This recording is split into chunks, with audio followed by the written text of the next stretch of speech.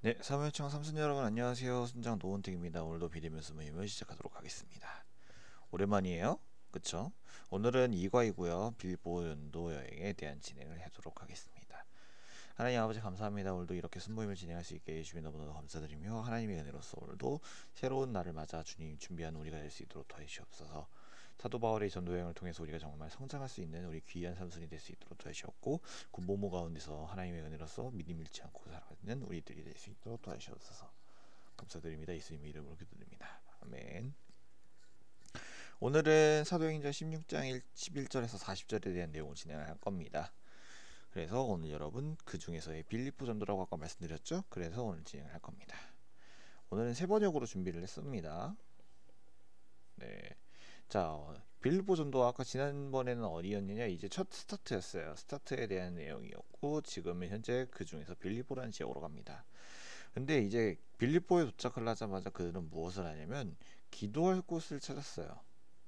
기도할 수 있는 처소를 찾고 있었는데 왜 찾았냐면 이 여기에 지금 현재 여기는 어디냐면 빌립보라는 지역에서 마게도니아라는 지방인데 빌립보는 현재 유럽이다 보니까 그 당시에는 복음 전도가 되었을까요? 안 됐을까요? 복음 전도가 전달이 되지 않았어요. 그렇기 때문에 회당 같은 거나 혹은 예배당이 준비가 되어 있지 않은 거예요. 그러다 보니까 기도할 수 있는 처소를 따로 찾아야 됐다라는 거예요. 그런데 그 안에 루디아라는 여자가 있었는데 그 사람은 어떤 사람이었냐? 바로 자색옥감 장수였다라는 거예요. 여기서 자색옥감이라는 것은 비단, 우리나라로서 말하면 비단시 같은 귀한 옷을 만든 사람들, 즉 왕들이 입는 왕이나 귀족이 입는 굉장히 귀한 옷이다라고 얘기를 한다는 겁니다. 이 사람은 바로 어디였냐? 두아디라 출신이었고요. 하나님을 공경하는 사람이었어요. 즉 유대교를 통해서 하나님을 영접을 하는 사람이었다는 거예요. 근데 하나님께서 그 사람의 마음을 여섰고 그는 바울의 말을 귀담아 들었기 시작을 합니다.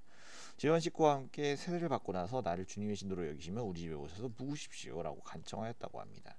우리를 강권해서 자기 집으로 데려가셨습니다.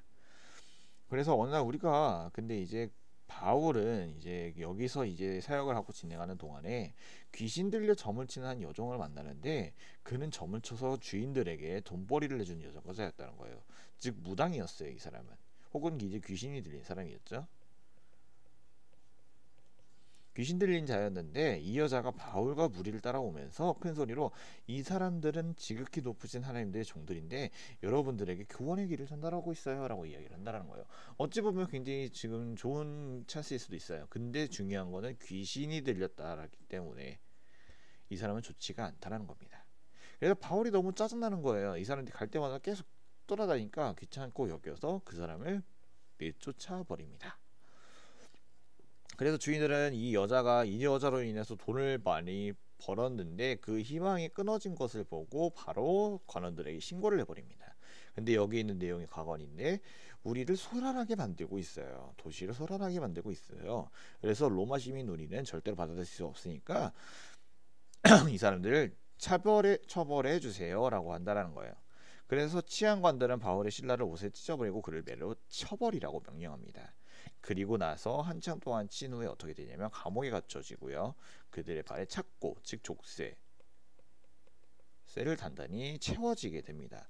근데 그 와중에 바울과 신라는 정말 화가 나고 하나님께 울분도 터뜨릴 만도 하지만 오히려 기도하면서 찬양하는 노래를 부르고 있었다는 거예요. 그때 갑자기 큰 지진이 일어나서 감옥이 흔들리기 시작을 하고요. 문이 모두 열리고 죄수의 죄값이 풀리게 된 사건이었습니다.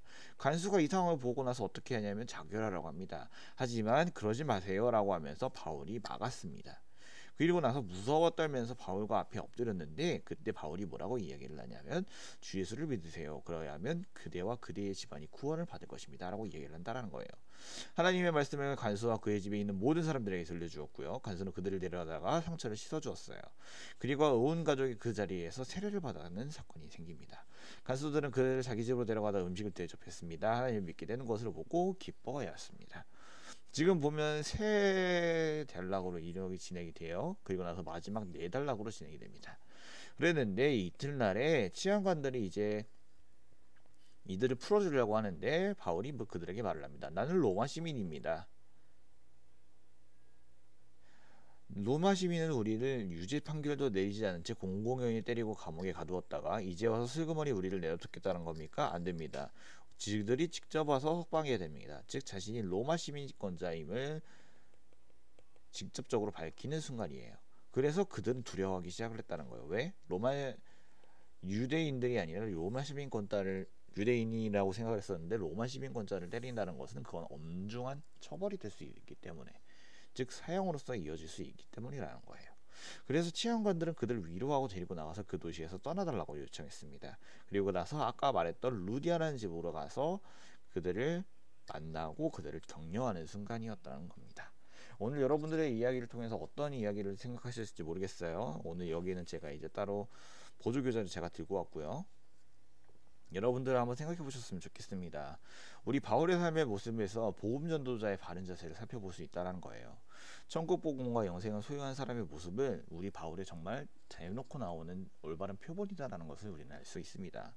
우린 여러분들이 바울, 우리가 지금 살아가고 있는 이 순간에서 어떻게 살아갈 것인지, 여러분들은 어떤 삶을 살아갈 것인지에 대해서 다시 한 번 더 생각하고 이끄시는 우리 귀한 삼손이 되시길 바랍니다. 이상 순부임을 마치도록 하겠습니다. 주님 감사합니다. 상관행하 충만하신 하나님의 은혜로 오늘도 이렇게 순모임을 마칩니다. 하나님의 은혜로 빌립보 전도를 통해서 그 안에서 4가지 스토리를 통해서 우리는 바울에 대한 위대함을 다시 한번 더 보습니다. 그러나 바울의 위대함은 하나님께서 주신 것이요 그가 스스로 만든 것은 아닙니다. 주님께서 이끌어 주실 걸 믿사옵고 우리가 정말 주님의 은혜로서 살아갈 수 있는 우리가 귀한 삼손이 될 수 있도록 도와주셨고, 그리고 더불어 우리 군복무 안에서도 열심히 살아갈 수 있는 우리 친구들이 될 수 있도록 도와주시옵소서. 믿음의 끈을 놓지 않고 우리가 정말 일상생활에서도 믿음을 유지할 수 있는 우리가 될 수 있도록 도와주실 걸 믿사옵고 감사드리며 이 모든 말씀 예수님의 이름으로 기도드립니다. 아멘. 여러분 안녕.